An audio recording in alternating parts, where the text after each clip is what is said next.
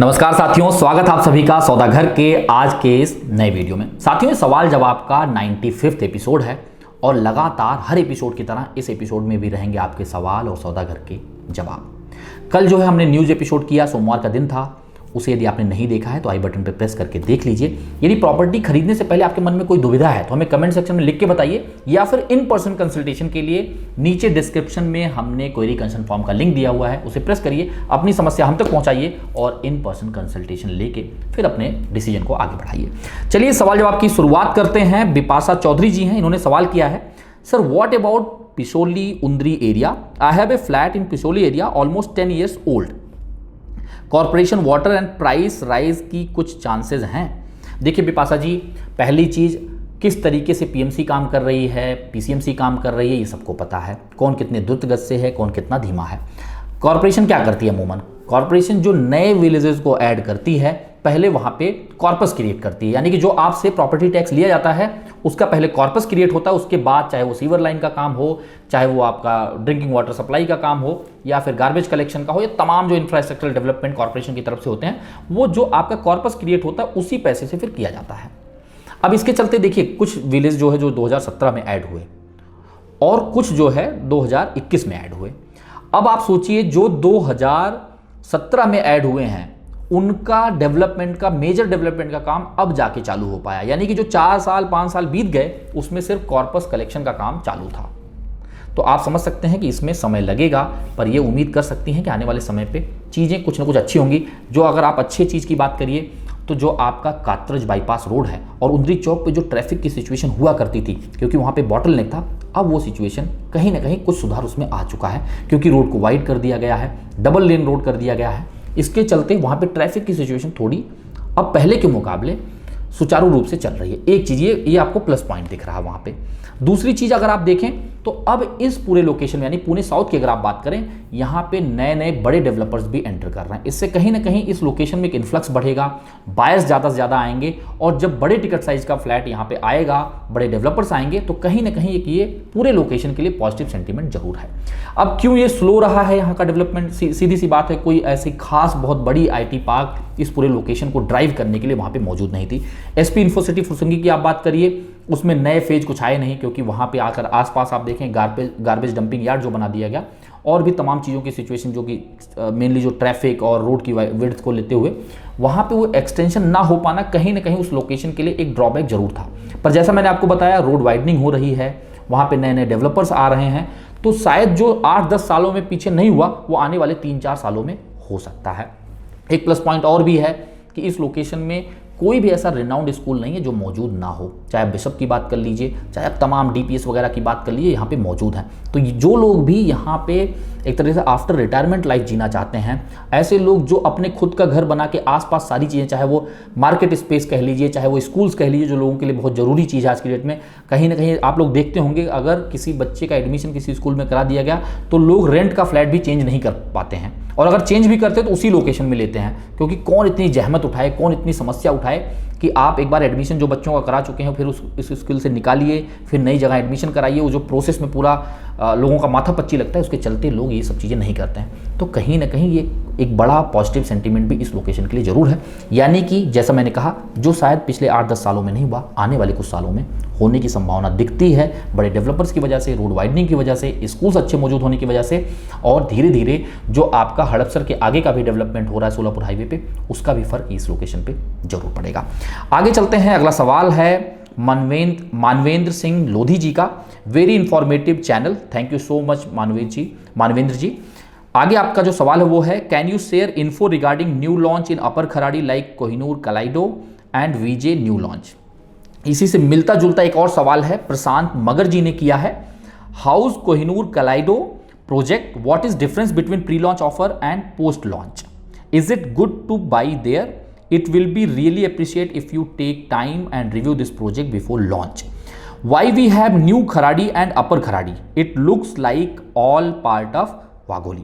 देखिए, इन दोनों सवालों का जवाब दे देते हैं, जो मानवेंद्र जी ने पूछा और प्रशांत जी ने पूछा है। जो आपने आखिरी में पूछा है प्रशांत जी, पहले उसका जवाब दे देते हैं। It not looks like Wagholi, it is Wagholi. ये वाघोली लोकेशन ही है। जिसे अपर खराड़ी कह दिया जा रहा है, नेक्स्ट खराड़ी कह दिया जा रहा है, चाहे वो मांजरी खुर्द का एरिया हो, चाहे वो उबाली नगर हो, चाहे वो वाघोली का पार्ट हो। कारण क्या है आखिर? देखिए, जो मेजर आईटी कंपनीज है जिसकी वजह से ये पूरा लोकेशन, पूरे पुणे ईस्ट का लोकेशन ड्राइव होता है, वो है खराड़ी। यहाँ पे तमाम जो है आईटी कंपनीज हैं, तमाम बैंकिंग सेगमेंट के जो है ऑफिसेज मौजूद हैं, और इसी के चलते खराड़ी को ज़्यादा से ज़्यादा लोग जानते हैं। जो लोग बाहर से भी आके यहाँ पे रह रहे हैं, काम कर रहे हैं, चाहे वो बेंगलुरु से हों, चाहे वो हैदराबाद से हों, चाहे वो दिल्ली से हों, या फिर अलग अलग शहरों से हों, उनके लिए खराड़ी जो है क्लिक करना आसान है, क्योंकि उनके कंपनी का एस्टेब्लिशमेंट इसी लोकेशन में, खराड़ी में है। लेकिन जब बात वाघोली की होगी, हम आप जो इसके आसपास रह रहे हैं, हमें सब पता है कि भाई इधर वाघोली है, इधर केशव नगर है, इधर धानुरी है, इधर लोगांव, इधर खराड़ी, इधर वडगांव से, ये तमाम चीज़ें आपको पता है। लेकिन जो लोग बाहर से आ रहे हैं उनको खराड़ी ही पता है। उनके दिमाग में जैसे ही खराड़ी जाएगा वो समझ जाएंगे, अच्छा जहाँ मेरी कंपनी उसी के आसपास होगा ये प्रॉपर्टी। तो खराड़ी के बिल्कुल पास में होने की वजह से इसे अपर खराड़ी, नेक्स्ट खराड़ी का नाम दे दिया जा रहा है, क्योंकि खराड़ी तो आप कह नहीं सकते ऑन पेपर खराड़ी है नहीं, वो या तो वाघोली है, मांजरी खुर्द है, या फिर आपका उबाले नगर है। इसके चलते एक नया नाम के साथ जोड़ के रख दिया था, जिससे लोग उसे रिकॉग्नाइज कर सकें। अब जैसे आप चाहे मैजेस्टिक टावर्स की बात कर लीजिए, गेरा वर्ल्ड ऑफ जॉय की बात कर लीजिए, गेरा प्लैनेट ऑफ जॉय की बात कर लीजिए, ये सब उबाले नगर में है, यानी कि जो कि वाघोली का हिस्सा है। वैसे ही कोहिनूर कलाइडो और जो वीडियो के नया लॉन्च आएगा वो भी वाघोली का ही पार्ट है। लेकिन जो इसकी कनेक्टिविटी है, गेरा वर्ल्ड ऑफ जॉय के सामने से एक रास्ता दे दिया गया है प्राइवेट, जो पहले जीजी टाउन हुआ करता था, उसका भी वीडियो हमने बनाया था, और हमने उस समय उस वीडियो में कहा भी था कि अभी इस पर कोई डिसीजन मत लीजिए, क्योंकि आगे चल के इसमें बदलाव आ सकते हैं, क्योंकि उस दौरान भी उसमें तमाम बदलाव आ चुके थे। कभी रो हाउस बताया गया, कभी उस पर लैंड पार्सल प्लॉट्स बताए गए, कहीं उस पर मल्टी स्टोरी अपार्टमेंट बताए गए, और कोई भी प्लान उस पर वर्कआउट नहीं हो पाया। फाइनली जो है उस लैंड को परचेज किया कोहिनूर ने, और कोहिनूर ने फिर बेचा वीजे को भी। अब दोनों लोग वहाँ पे डेवलपमेंट करेंगे, और आने वाले समय पे आसपास और भी बड़े डेवलपर्स, लोधा हो या तमाम और भी डेवलपर्स वहाँ पे आने वाले हैं। तो अब अगर इस प्रोजेक्ट के आप बात करेंगे, अब आपके दूसरे सवालों पे आ जाते हैं, वो कैसा रहेगा, कैसा नहीं रहेगा। वैसे इसका पूरा रिव्यू वीडियो, एरियल व्यू, यहाँ पे कौन से रोड डेवलपमेंट होने वाले हैं, कौन से नए प्रोजेक्ट्स आएंगे, क्या इसका जो है एक तरीके से प्रोज रहेगा, क्या कॉन्स रहेगा, किसके लिए अच्छा रहेगा, किसके लिए नहीं अच्छा रहेगा, ये सारा एनालिसिस आपके सामने आएगा। इसके लिए थोड़ा वेट करना पड़ेगा। इसीलिए मैं आपसे कहता हूं और कह भी रहा हूं कि आप अपने चैनल को सब्सक्राइब करके बेल आइकन प्रेस कर लें, जिससे जैसे ही वो वीडियो अपलोड हो आप तक उसका नोटिफिकेशन आ जाए। अब आप ये समझिए कि इस लोकेशन की जो कनेक्टिविटी है उसमें कोई डाउट नहीं, अच्छा है, क्योंकि डायरेक्ट जो आपका गेरा वर्ल्ड ऑफ जॉय का रोड है उसी के सामने से उसका रास्ता दे दिया गया है, यानी कि ट्रेवल करने में ज़्यादा समय नहीं लगेगा। अब आप बात करिए, जो ये कहा जा रहा है कि उसके पास से रिंग रोड जा रहा है। देखिए, रिंग रोड बहुत सालों से बन रहा है, पिछले 8-10 सालों से तो मैं सुन रहा हूँ पुणे रियल एस्टेट मार्केट में, और ये कब इसका काम चालू होगा, कब ये कंप्लीट होगा, इसके बारे में कुछ नहीं कहा जा सकता। तो इसको रिलाय करके, इस पर रिलाय करके, इसी बात को बहुत बड़ा पॉइंट पकड़ के आप अगर इन्वेस्ट करने के बारे में सोच रहे हैं तो रुक जाइए। अगर आप ये सोच रहे हैं हाँ आगे फ्यूचर में डेवलप होगा, चलता है, तो बिल्कुल वो आप आगे बढ़ सकते हैं। अब रही बात जो वहाँ का लैंड पार्सल खाली पड़ा है, उसे डेवलप होने में, डेवलपमेंट स्टार्ट होने में, यानी सिर्फ मैं इस प्रोजेक्ट की बात नहीं कर रहा हूँ, उसके आसपास जो डेवलपमेंट्स हैं, तो वहाँ पे भी नए नए डेवलपमेंट आएंगे और उसे कंप्लीट होने में समय भी लगेंगे, क्योंकि फेज वाइज डेवलपमेंट्स का होगा। तो फ्यूचर प्रोस्पेक्ट से नो डाउट ये अच्छा रहेगा। लेकिन अभी प्रेजेंट डेवलपमेंट के हिसाब से, करंट सिनेरियो के हिसाब से, इस जो है लॉन्च टाइम के जो सिनेरियो है इसके हिसाब से अगर समझा जाए, तो प्राइसेस कहीं ना कहीं हायर साइड जरूर लगते हैं।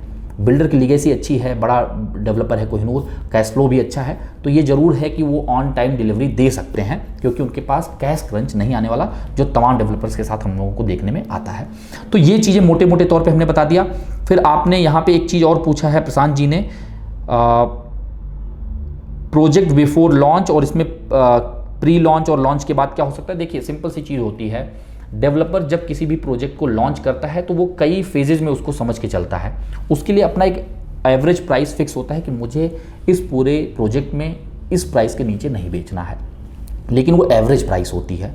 शुरू के कुछ अपार्टमेंट्स को कुछ टाइम तक वो चाहता है कि ये इस प्राइस में हम बेचेंगे, मार्केट में क्या नब्ज है मार्केट का, उसे उस पल्स को समझने की कोशिश करेंगे। फिर जैसे जैसे प्रोजेक्ट आगे बढ़ेगा, डेवलपमेंट होगा, उस हिसाब से उसे और एक्सकेलेट किया जाएगा, और फिर जो एक्सकेलेटेड प्राइस है और जो आज की प्राइस है उसे देख के जो उनका एवरेज पहले से उन्होंने डिसाइड किया कि इस लाइन तक हमें बेचना है, उसे वो अचीव कर लेंगे। तो ये इनका एक प्रोसेस रहता है। पर हाँ, जिनको लॉन्ग टर्म पे लेना है और जो अफोर्ड कर सकते हैं उनके लिए ठीक ठाक है। बाकी इन डेप्थ एनालिसिस जैसे मैंने आपको बताया वो आपके सामने जल्द से जल्द लाने वाले हैं, थोड़ा इंतजार कर लीजिए। आगे चलते हैं। सचित नंद कुमार जी का सवाल है, sir any idea if the 80 feet road to Gera oil royal will be constructed and when actually. देखिए सचित जी, पहली चीज़ ये है, जैसा मैंने रिंग रोड के केस में बताया, जब आप रोड डेवलपमेंट की, इंफ्रास्ट्रक्चरल डेवलपमेंट की बात करते हैं तो इसके टाइमलाइन को आप सेट नहीं कर सकते हैं, क्योंकि वो हमारे कंट्रोल में नहीं है, ना ही कोई इसका टाइमलाइन बता सकता है। पर एक चीज़ जरूर है, अगर आप गेरा ऑयल रॉयल रोड की बात करेंगे, जो मेन रोड से अंदर आप जाते हैं, वहाँ पे नैती का एक प्रोजेक्ट आने वाला है। वो इंट्रोड्यूस किया गया, अभी वैसे रेरा वगैरह नहीं आया है, पर उन्होंने उस जो डिमार्केशन किया वहाँ पे, तो उसके चलते वहाँ पे देखिए कुछ पोर्शन में, कुछ लेंथ तक जो है रोड को वाइड कर दिया गया है। तो ये उम्मीद जरूर है कि जब वहाँ पे नए नए डेवलपर्स आएंगे तो उस रोड की वाइडनिंग की संभावना और बढ़ जाएगी, क्योंकि कहीं ना कहीं वो एड़ी से चोटी तक का जोर भी लगाएंगे और अपने पॉकेट से इन्वेस्ट भी करेंगे, क्योंकि वहाँ पे तमाम बायर्स आएंगे और उन बायर्स के लिए आना जाना आसान हो, उन प्रोजेक्ट के लिए एक अच्छा खासा यूएसपी भी बन पाए। तो ये उम्मीद जरूर है, लेकिन इसका टाइमलाइन क्या होगा, इस पर कुछ भी कह पाना मुश्किल है। आगे चलते हैं, गणेश सोनावने जी हैं, इनका सवाल है, It is bit confusing how and why 50% of acquired land be given back to the owner? Will high-tech city plan being abolished? What exactly this news means by the perspective of the future development of high-tech city? देखिए, ये सवाल जो गणेश सोनावने जी ने पूछा है, ये जो हमने कल का न्यूज़ सेशन किया था उसमें इसके बारे में हमने बताया था। मान महाड़ुंगे का जो हाईटेक सिटी डेवलपमेंट था, वहाँ पे जो कुछ लैंड ओनर्स को 50% लैंड रिटर्न किए जा रहे हैं, उसके सिलसिले में पूछा है इन्होंने।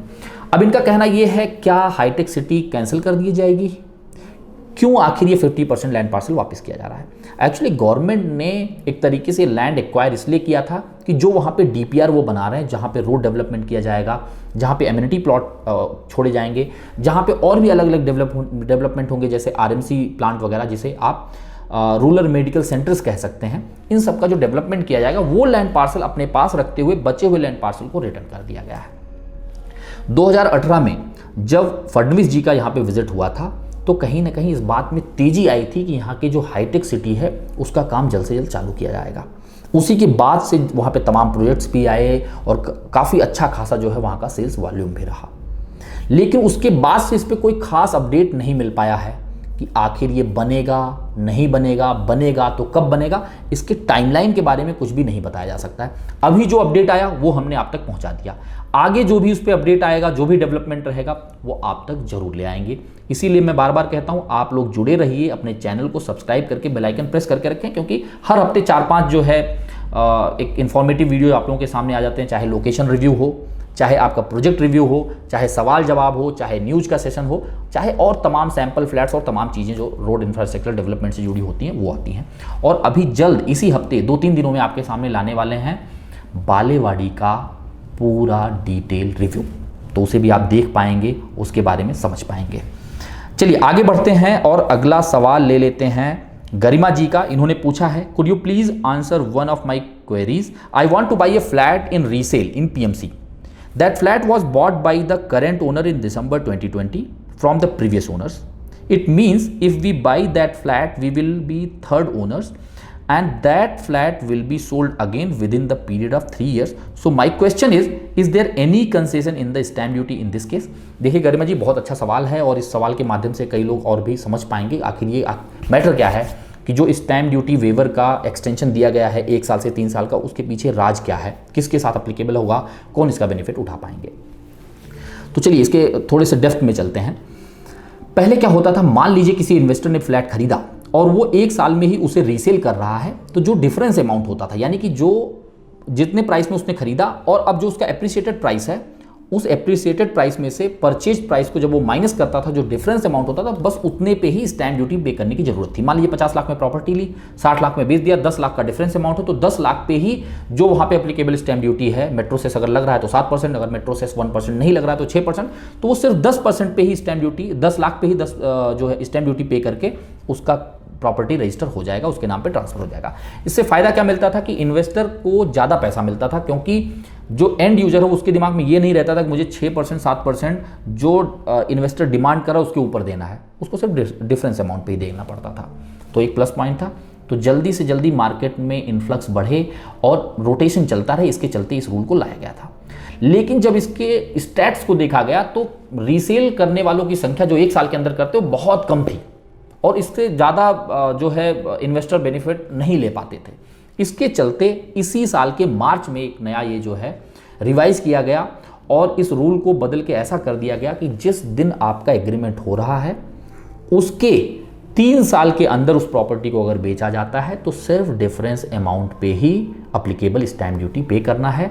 बाकी जो उनका परचेज प्राइस था उस पर स्टैम्प ड्यूटी देने की ज़रूरत नहीं है और प्रॉपर्टी आपकी रजिस्टर हो जाएगी। लेकिन ये इन्वेस्टर्स के लिए है जो इन्वेस्टर क्लॉज के साथ प्रॉपर्टी खरीद रहे हैं। अब ये प्रॉपर्टी आप ऑलरेडी रीसेल प्रॉपर्टी आप रीसेल में खरीद रही हैं तो शायद इस पे एप्लीकेबल नहीं होगा। फिर भी मेरी सलाह रहेगी एक बार जो वहाँ पे प्रॉपर्टी का खरीद फरोख्त कराते हैं लॉयर, उनसे एक बार संपर्क कर लीजिए। अगर उसमें मान लीजिए इन्वेस्टर क्लॉज मेंशन है या फिर किसी भी तरीके से उसका बेनिफिट आप उठा सकती हैं तो बात करके उसे उठा लीजिए। मेनली ये इन्वेस्टर्स के लिए है और जैसा मैंने आपको बताया कि ज़्यादातर लोग जो है 1 साल के बाद ही रीसेल करते हैं, तो इसको मद्देनजर रखते हुए और मार्केट में जो रिटेल इन्वेस्टर हैं उनकी संख्या बढ़े, इसके चलते हुए कहीं ना कहीं ये एक्सटेंशन दिया गया 1 साल से 3 साल का। वैसे भी अगर आप देखें कोई अगर अंडर कंस्ट्रक्शन में प्रॉपर्टी बुक करता है, मान लीजिए 1 साल का कंस्ट्रक्शन हो भी चुका है, तो आने वाले 2-2.5 साल बाद ही उसको पोजीशन मिलने वाला है। पोजीशन के पहले अमूमन वैसे भी लोग बेचते नहीं, क्योंकि अगर बेचेंगे भी तो उनको अपना प्राइस नहीं मिलने वाला है, और अगर प्राइस नहीं मिलने वाला है तो बेच के कुछ फायदा नहीं है। और अगर पोजीशन के बाद बेचने जाते हैं तो वो टाइमलाइन जो 1 साल का था या 3 साल अभी किया गया वो निकल जाता है। तो इसी के लिए इसको 1 साल से 3 साल कर दिया गया, जिससे कम से कम अगर मान लीजिए आज 5% इन्वेस्टर इसका बेनिफिट उठा पा रहे हैं तो कम से कम 20-25% लोग इसका बेनिफिट उठा पाएं, और इसके चलते और भी लोग जो है रियल एस्टेट मार्केट में इन्वेस्ट करेंगे क्योंकि उनको ये स्टैम्प ड्यूटी वेवर का बेनिफिट मिलेगा। तो इसके पीछे जो गवर्नमेंट की मंशा वो ये है कि रियल एस्टेट मार्केट को और तेजी इसमें लाई जाए। जैसे बीच में स्टैम्प ड्यूटी अगर आप देखिए तो इसको 2020 में जो है 3% कम कर दिया गया, आधा कर दिया गया था। उसके बाद उसको जनवरी से 2020 में जो उसे कर दिया गया था एक तरीके से और भी 2% कम किया गया था। तो इसके चलते आपने देखा कितने ज़्यादा वॉल्यूम में जो है रजिस्ट्रेशन बढ़े थे, तो उसका बेनिफिट आप लोगों को देखने को मिला था।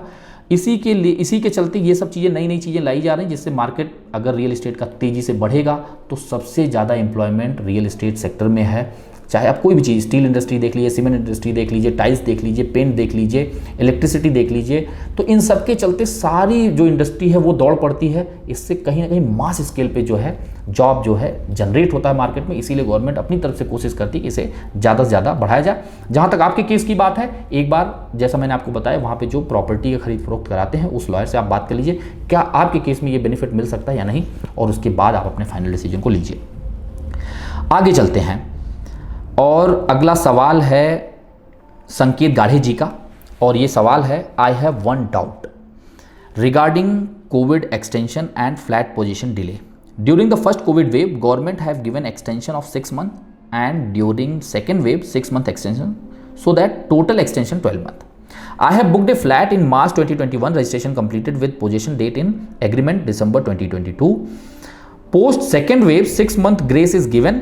My question is, my possession date of December 2022 is inclusive of 6 month grace of first wave. If I consider 6 month grace period till June 2023, if I did not receive the possession, then will I be able to claim compensation from the builder, or I can claim only after December 2023? देखिए संकेत गाढ़े जी, इसमें चीज़ें clear हैं। Government ने जो 2 बार 6 महीने का एक्सटेंशन दिया है, तो जो पहला एक्सटेंशन 6 महीने का दिया गया पहले फर्स्ट वेव के दौरान, इसे फोर्स मेजर क्लॉज में डाला गया कोविड की सिचुएशन को। तो जब ये डिसीजन गवर्नमेंट की तरफ से आता है, अगर उसके पहले आपका एग्रीमेंट हो चुका है तो आप क्लेम दिसंबर 2023 के बाद ही कर पाएंगे, यानी कि वो पूरा 1 साल का एक्सटेंशन ऐड होगा। लेकिन जो पहला डिसीजन कोविड को फोर्स मेजर क्लॉज में डालने का आया, 6 महीने का एक्सटेंशन दिया गया हर डेवलपर को, अगर उसके बाद आपका एग्रीमेंट हुआ है तो जाहिर सी बात है तब डेवलपर को के नॉलेज में ये बात थी कि 6 महीने का एक्सटेंशन दिया जा चुका है, उसे वो चीज़ कंसीडर करके ही आपको पोजीशन डेट दिया गया है। तो आप उस केस में जून 2023 के बाद अगर कोई डिले होता है तो आप बिल्डर से कंपनसेशन मांग सकते हैं।